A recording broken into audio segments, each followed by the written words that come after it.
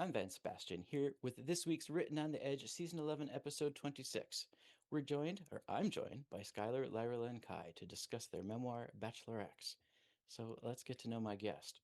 Skylar Lyralen Kaye has been starting fires with words for over 3 decades, on stages, on screens, on the page, and in the streets. Faye writes the stories other people are afraid to tell, the ones that keep you up at night, laughing and crying. Kaye's work has been produced on stages across the country, published in literary journals including Calyx, Phoebe, and Girlfriends, Diva, Out, Attitude, and Happy Magazine. They exploded into film with the web series Assigned Female at Birth, which was the winner of 13 Film Festival Awards and the 2021 Northeast Film Star Award. Faye's one person show, My Preferred Pronoun is We, aka Many Trump Refugees in One Body. And can I just applaud you for that title? um, won best in Fringe at the San Francisco Fringe Festival. Add to that the Moth Story Slam, the Boston Story Slam, the 2015 Meryl Streep Writers Lab, and the 2002 Lipkin Prize in Playwriting, and you start to get the picture. Almost an unfair number of awards. Kaye holds a BA in English from the University of Arizona and an MFA in theater from Sarah Lawrence College. Faye is also a Pushcart Prize nominated fiction writer, a winning slam poet, and lifelong queer social justice activist. Faye writes because silence is not an option, though Faye has been known to laugh till they cry while burning it all down. Sky, welcome to my show. What an amazing bio. Thank you so much. So, you've been a storyteller your whole life. I have. Now, I'm going to ask what was the impetus to put pen to paper? Because writing a novel or a long fiction work or a memoir is vastly different than collaborating with people on a stage production. Yes. I wanted to say something because I started with acting and I was 5, and Oh, then I was my. actually in a play when I was 9. And the reason I wanted to just bring that up is because then, when you're that young, you're just figuring out there's something you can do. Hmm. And you just want to do it because it's the most fun thing ever. Yep. And that's remained at the center of my artistic life. Like, it's the most fun thing ever. Why would you ever want to do anything else? And then pen to paper, I actually started out writing poetry when I was 12. Uh-huh. And then I wrote poetry. I knew I wanted to write fiction. So I really was a fiction writer when I got my bachelor's degree in English, which was really a degree in creative writing. Nice. And I didn't realize I was very frustrated with the page. And it wasn't that I didn't like writing, I just felt like I couldn't capture who I was on the page. And I didn't understand that. And then I saw Crimes of the Heart by Beth Henley. Okay. And in that, it's a story of 3 sisters, and it's such dark comedy. And I had never read a darkly comic novel. No. So it was theater that kind of woke up my sensibility. Oh, yeah, making death and suicide funny. That is so my jam. Nice. Well, And then I saw Angels in America. mm, And I started to understand more about the mythopoetic. I mean, I had read Garcia Marquez, but in theater, I understood you could bring the unseen to three-dimensional life. hmm. And I think that was like the challenge for me was finding what is my form? What do I write most effectively in? And BachelorX is my favorite of what I've done on the page because by the time I got to it, I had already learned about dark humor and I had already learned about the mythopoetic and I knew how to do it on stage and screen. And then I got to do it in a book. And Nice. that's so queer because I'm queering the whole Yes. memoir form, you Yes, you know? are. Well, and it's also, I look at it this way because you're, multi-talented. You're in all of the storytelling industries at once. And so you had to spend your lifetime putting crayons in a box before you could color the whole picture. That's exactly right. Love it. Love it. Well, lucky me, I get to talk to you about your favorite long form. Bachelor X, that's what we're here to talk about today. So if I were to see you at a Pride event or a book fair or even just at a signing at a bookstore, and I were to see that gorgeous cover that is evocative of like swimming in the ocean, and I were to look at you and say, "What's this about?" What would your elevator pitch be? Let's start there. I would say it's about leaving a 35-year nearly sexless marriage to go on the apps and date, newly out as both non binary and plural. Hmm. And if I added to that, I would say with no idea whatsoever what I was doing. I would be intrigued. I would Yeah. definitely be like, sign me up. So, do you have a copy you can show up for folks? And if not, Yeah. we can splash one. But that is such a gorgeous cover. So, can I ask about your vision for the cover as we dive into it? Yeah. So I started paddleboarding when I left my marriage. I had paddleboarded before, but I bought my own board and I was out on the ocean all the time. And it fit with the content, but it also fit as a metaphor because paddleboarding is all about balance. Mm. And if you want to get off balance, try dating off the apps in middle age. So let's ask So, about that experience. yeah. How, you said sexless marriage. I'm going to ask a personal question. You are free to tell me it's none of my business. But while you were in that, had you and the partner ever discussed any level of openness? We did. Okay. And we tried polyamory the very last year of our marriage, which was still during the pandemic. I always say I need to get a t-shirt that says like polyamorous and never been kissed because I was such an epic fail at polyamory given the time period and I loved the community. You know, we as a couple, we did workshops to how could we open our marriage in a way that would be healthy. Hmm. And we loved the workshop and the people that we met. But when I went on the apps and dated, I didn't have such a good time, you know? Sure. So marriage ends. You're on the apps. What was some major discoveries that made it into the memoir? If I can ask without spoiling anything. I can say that, well, first of all, I had a lot of opportunities to date, Hmm. which I was afraid that, as you are, have I waited too long? Am I going to be attractive to anybody? I do look younger than my age, but so I was like, well, in my age group, I'm still hot. That was number one. Good, I'm actually going to get to date. Awesome. And then the thing that I found was that, wow, people had hard lives, you know? Hmm. And I think I can say in a general way that if you meet somebody who's in their 50s or 60s, their heart's been broken a couple times.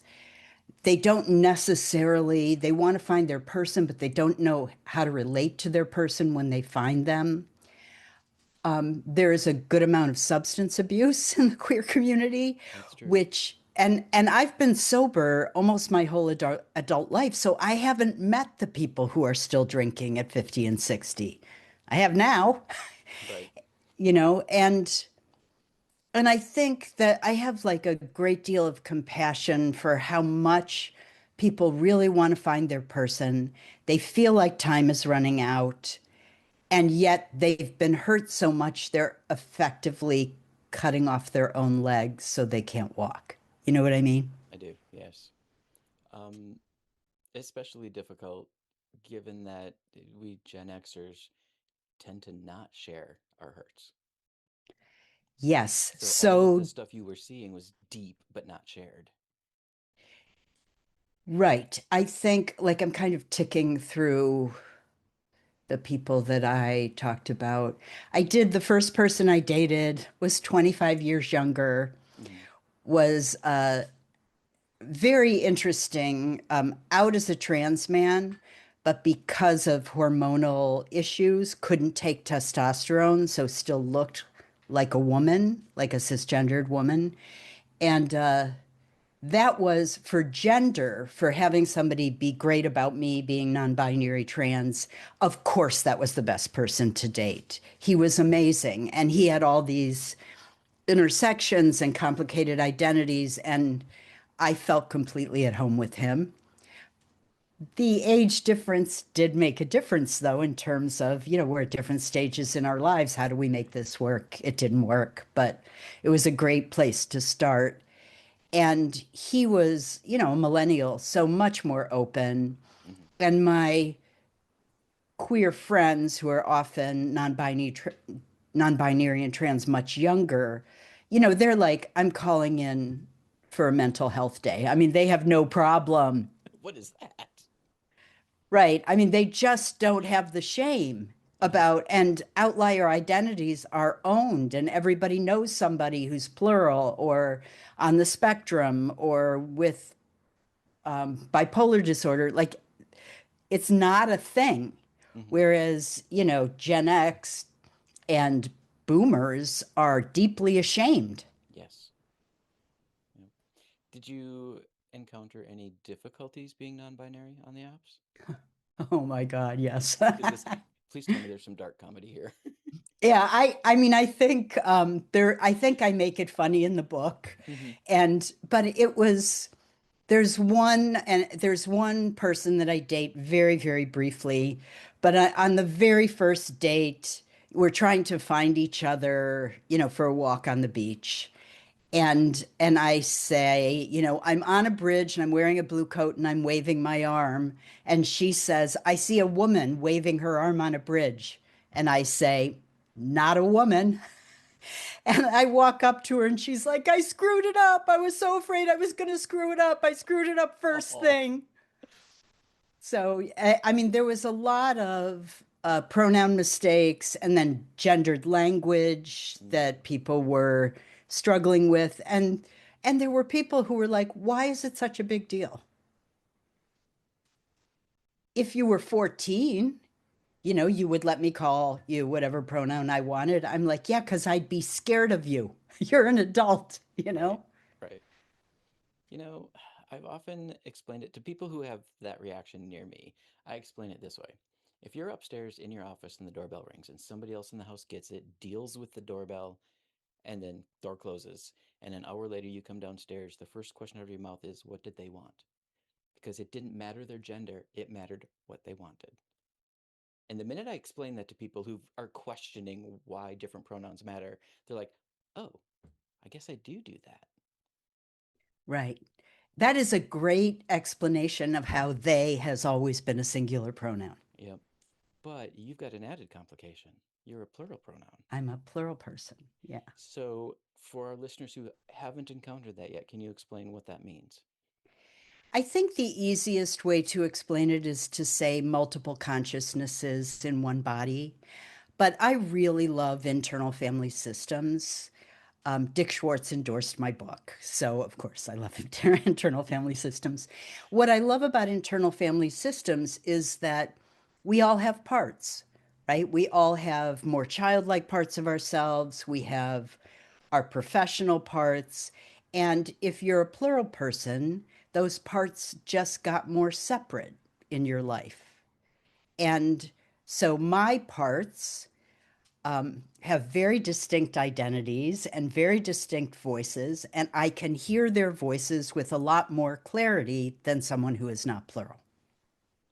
Now, are they mostly internal or do they come to the fore and allow themselves to greet others?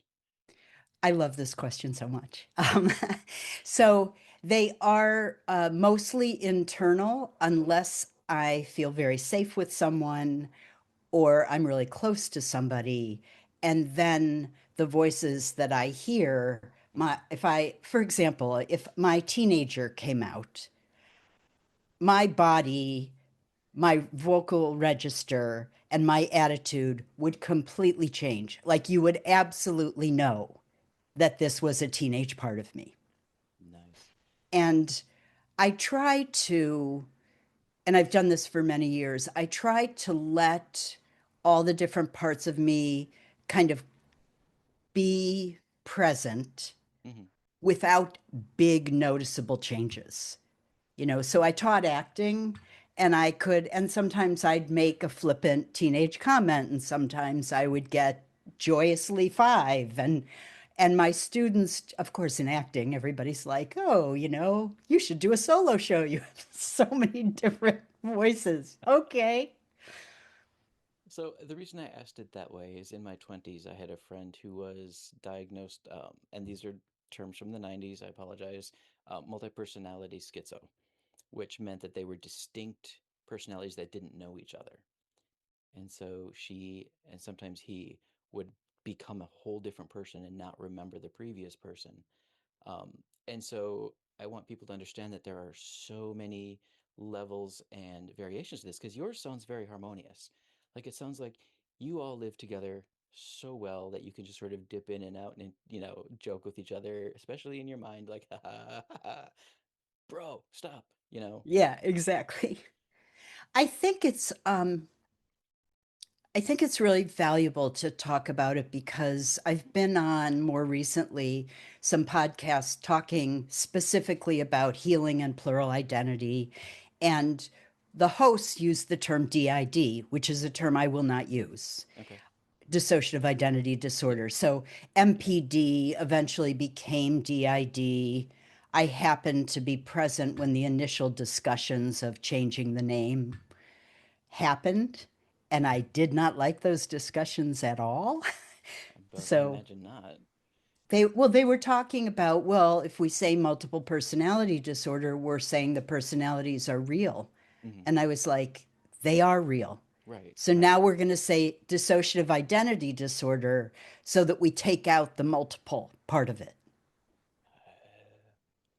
And your identities aren't real, they're just dissociated. Yeah, no. So um, I am I am, this is a lucky, not lucky thing.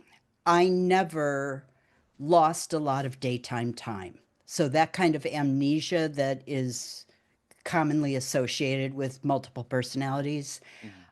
I lost time when I was a child and I was a teenager when terrible things were happening to me. But during the day, I didn't. Okay. And this is the freakish thing. I was born with an eidetic memory. So I'm a multiple who remembers things, you know? Okay.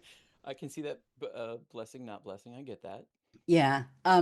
I think the blessing, not blessing, is more that my system was highly organized by people in my childhood, which is probably why I didn't lose times. It was kind of planned, Hmm. but it does mean that I was able to reach out to all the many me's with compassion and love and to build a family without the horror of, waking up in Texas and not knowing how I got there.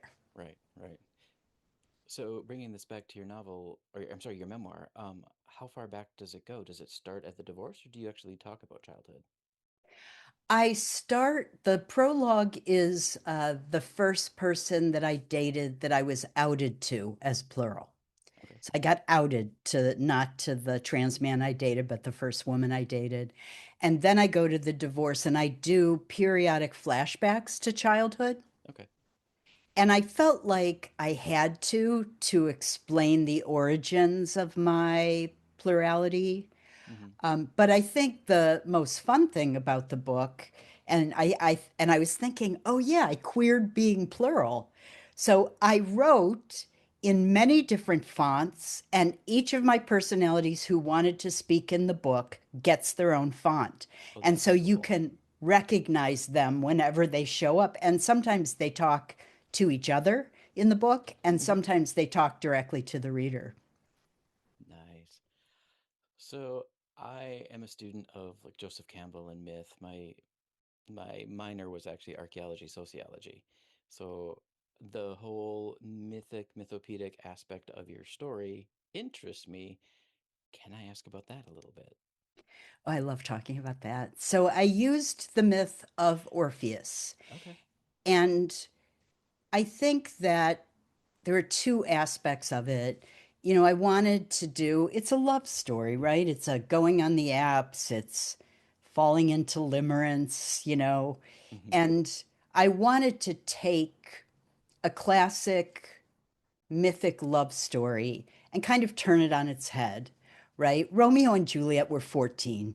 It's not a love story. It's a tragedy of suicide. Sorry, pardon, Yeah. Yeah, I pardon mean, my that's what feelings. it is, It right? is. But they were children. Yes, 100%.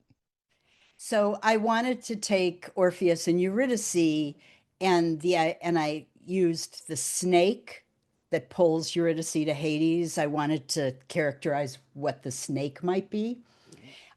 For Orpheus, you know, if you're a writer and I mean, I'm Irish, right? I'm a bard. So Orpheus is me.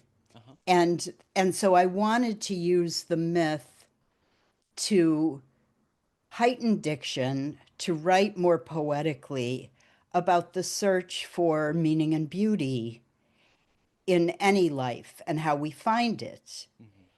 And then I also wanted to do this thing from internal. Now this is a spoiler, but since most people wouldn't get this reading the book necessarily if they didn't know internal family systems. Uh-huh. In internal family systems, the theory is that every single one of us has a part of us that is self, big S self, like from Okay. Hinduism. And the big S self is connected to the divine. It is curious, compassionate, confident, and this is very important, it cannot be harmed by experience. So no matter what happens to you, there is always a part of you who will be intact. And the theory of internal family systems is that healing happens by getting all the other parts of you to have contact with this big S self. Okay. So Orpheus is my big S self. And I Nice. don't reveal that really till the very end of the memoir.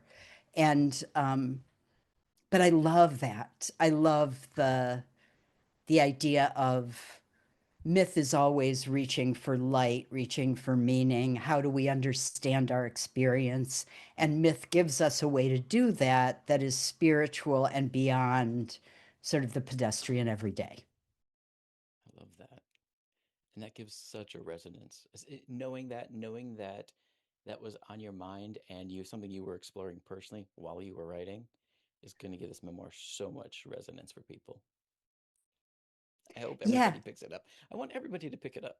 Oh, thank you so much. I have a friend that now that I have been talking about healing and Orpheus and the determined reach to every part of yourself, including your shadow, as self-love, Mm. that I think that the book offers an incredibly optimistic view of what is possible to heal and overcome in a life.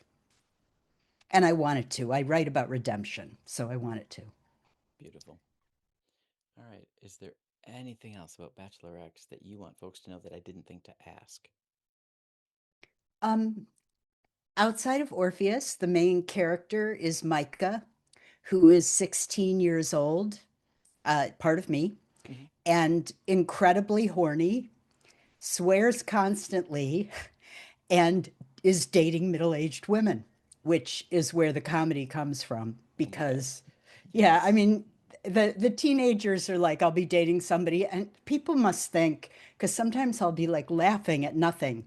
But, the teenagers in my mind are like, yeah, this one's batshit crazy. And then that one needs to be on the page. Yeah, it is on the page. Yeah, Awesome. And the book is out in audiobook as well. it is. I did 47 I voices. saw that. I wanted to highlight that because it's important. It was the most challenging performance I've ever done. I believe it. And it was, I did 18 of the voices are my own voices. So that you can actually listen to the audiobook and hear out loud the sound of my inner kids, my inner teenagers, the different parts of me. Hmm. But then the rest of the voices are people that I dated or knew or grew up with. And I had to do 5 accents. And for an actor, usually in a show, you're going to do one accent really well. Yep. And I had to figure out how to do five going back and forth between all these different people. You So didn't record their parts, like say character X, you didn't record all of character X together so you could stay in that voice and then chop it up and put it together the way the book is supposed to go. I did that for only for the characters who didn't have a lot of time. Okay. And it was what's challenging about that is how do you create the build of the scene? Oh, fair. Fair. Right. So I had a different technique that I used. A lot of times I would record the scene and not worry about the accent and then record the lines, but try to remember what the back and forth between the characters felt like. Fair. Yep. But the major Eurydice, who's a Boston accent, I had to record full scenes, right? Me, my teenagers commenting, and her Boston accent because there were builds, there were Yep. fights. Yep. So, And yeah, to feed off that emotion, I get it 100%. yeah, All right. Well, we should let people know that they can go to your website as a springboard for finding where they can read and or listen to Bachelor X based on their best way to absorb media, right? right. Perfect. Do you want to talk about your YouTube channel? Oh, yeah. So the YouTube channel is Another Country TV. Mm-hmm. And there's two kind of sections. One is Assigned Female at Birth, which is the web series that I started to make during the pandemic and then continued. It's got 3 seasons. Yep. That was the second project in which I was out as plural. I play a fictional character who is plural. Mm-hmm. And so that was great for me. But I also think Assigned Female at Birth came from 50 interviews with different queer people, different identities. And I just really wanted to represent for my tribe, you know? Yes. Yes, that is so near and dear to this show's heart too. Our our mission runs parallel to that. We want to preserve as many queer voices as we can for all of the future. So That's amazing. that's why I wanted to highlight your YouTube channel because it just like I said, it feeds into our mission, but it your mission is equally important. I want people to go support it. Yeah, it changed my life, but it's a lot about intersectional identities. So it's Mm-hmm. non-binary, trans people, women. There's some trans women, there's some non-binary AMABs, even though it's called assigned female at birth. And a lot of them are also people of color, or they're also neurodiverse. Mm-hmm. And when I could, I used actual lines from the interviews. And when I could, I cast the people I interviewed as themselves. Love that. And what a great way to come out of the pandemic. Right. I spent 12 to 18 hours on Zoom a day during the early part of the pandemic. I know, but flying strong and building a community, that is incredible. Yeah. All right. Is there any other aspect of your career you want to touch on? I would love to talk just a little bit about storytelling Absolutely. because, on Tuesday, I'm going to be doing a story at Storytelling Era Sarah, and then the following Wednesday, Storytelling Lisboa. So I live in Portugal now. Okay. But I think the reason to talk about storytelling, it's true stories told live.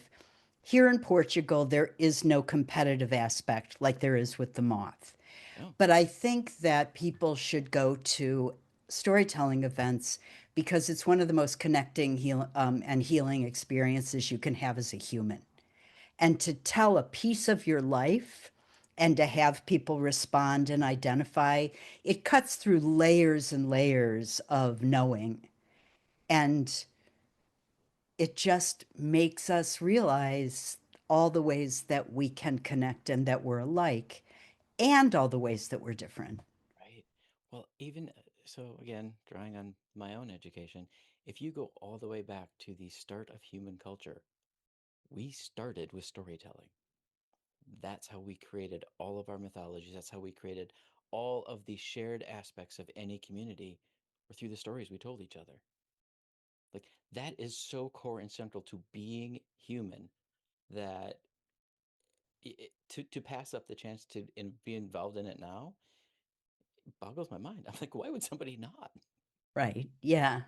I mean, I started at the Moth and Hmm. competition is a high, but I felt that the competition was something to ignore as much as possible because I was getting an eye into lives that I would never understand otherwise. Hmm.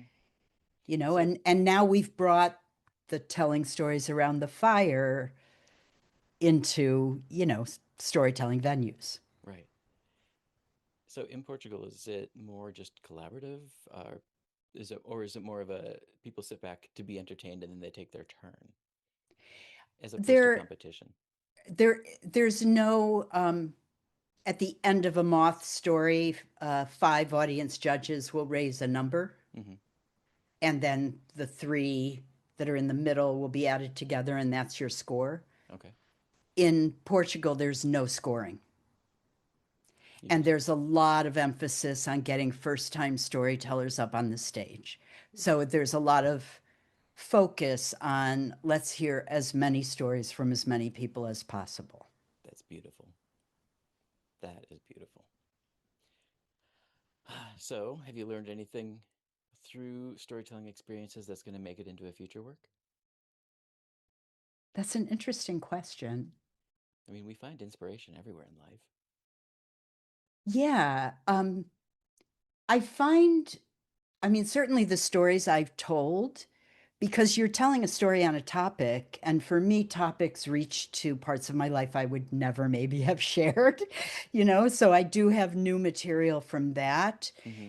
I think there's also a continued, it's not a new thing for me, but I love devised work.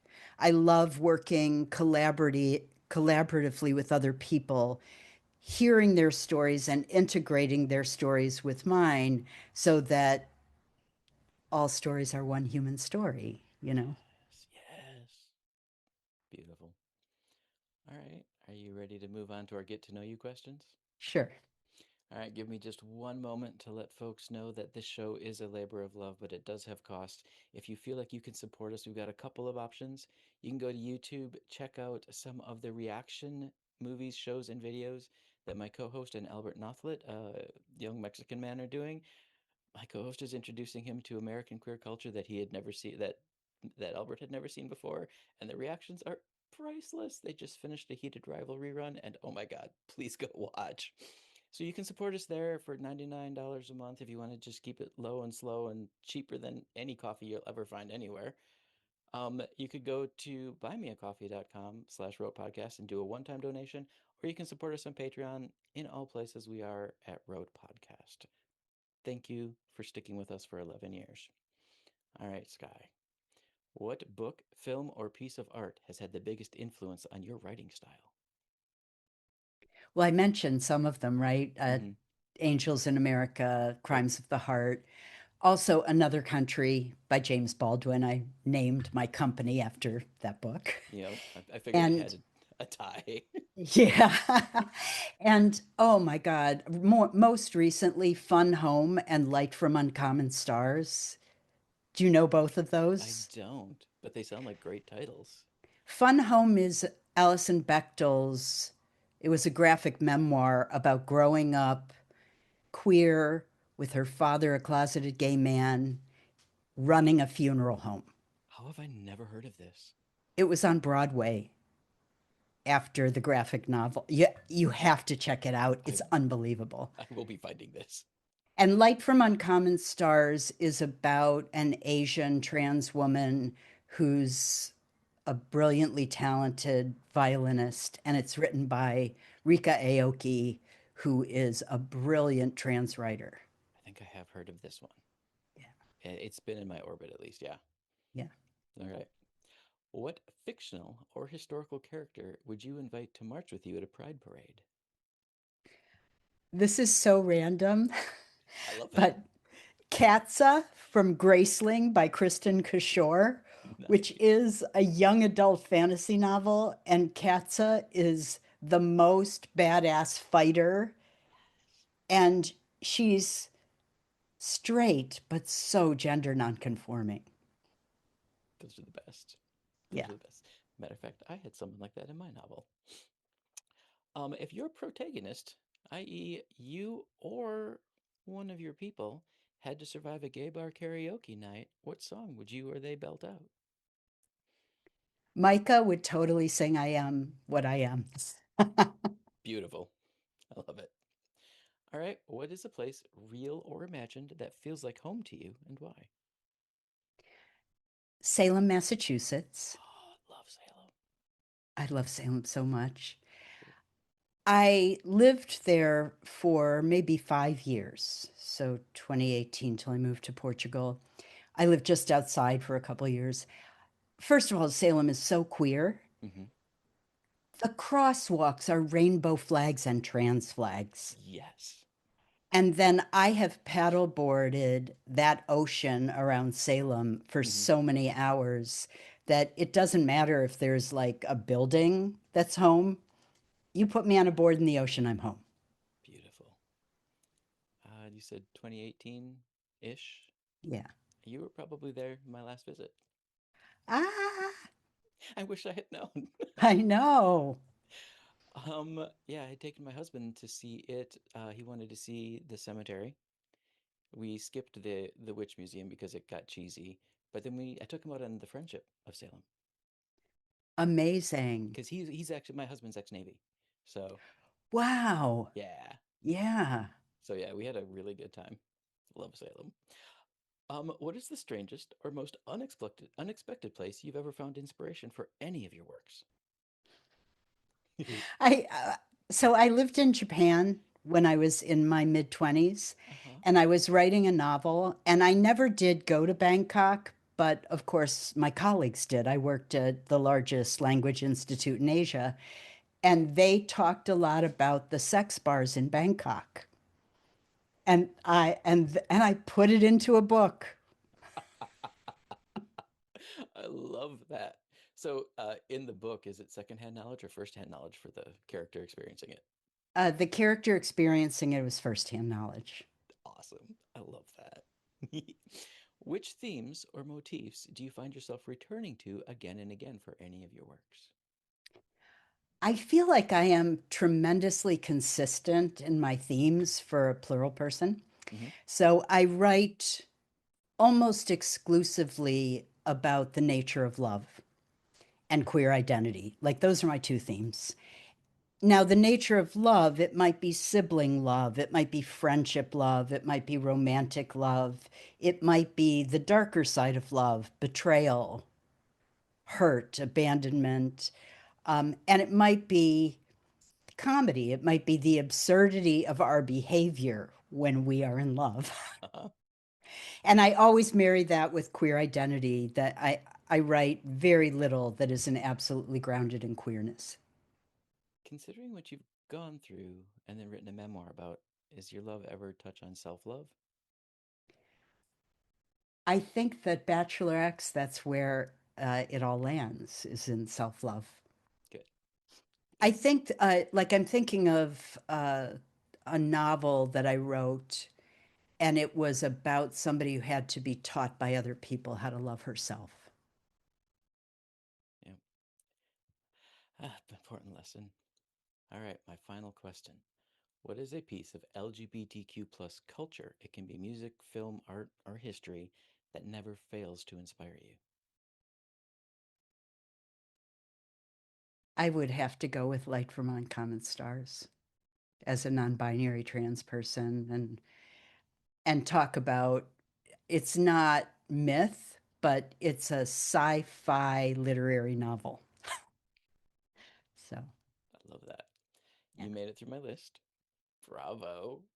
We've gotten thank to you. know you even better now.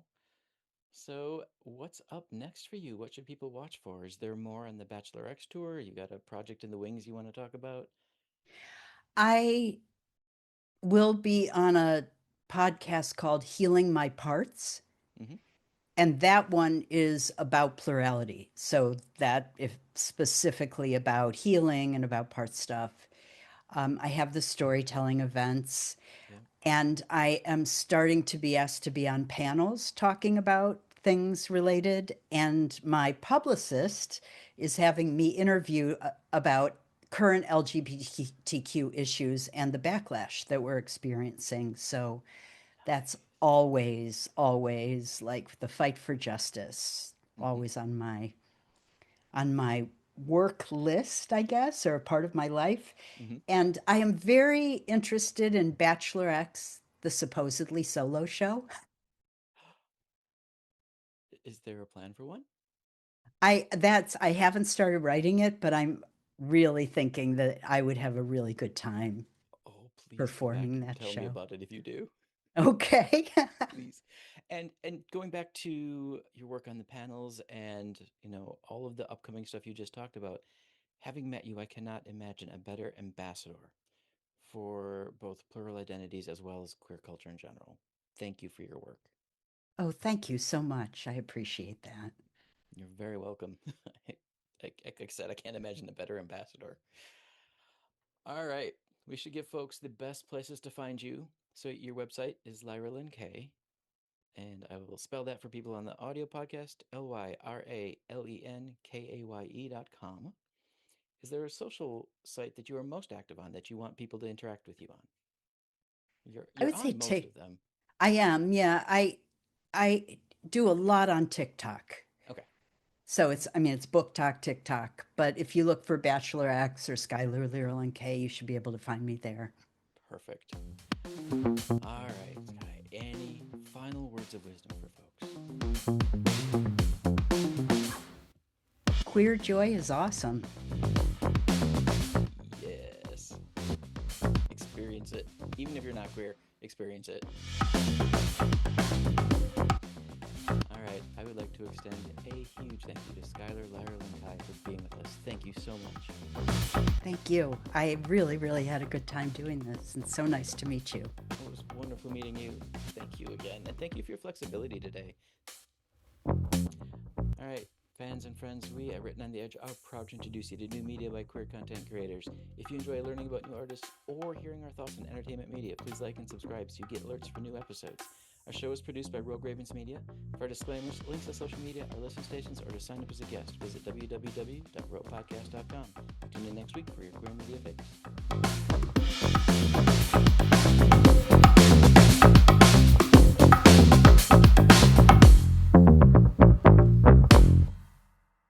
Oh, what's that? Closing time. The bums rush in melody, dear.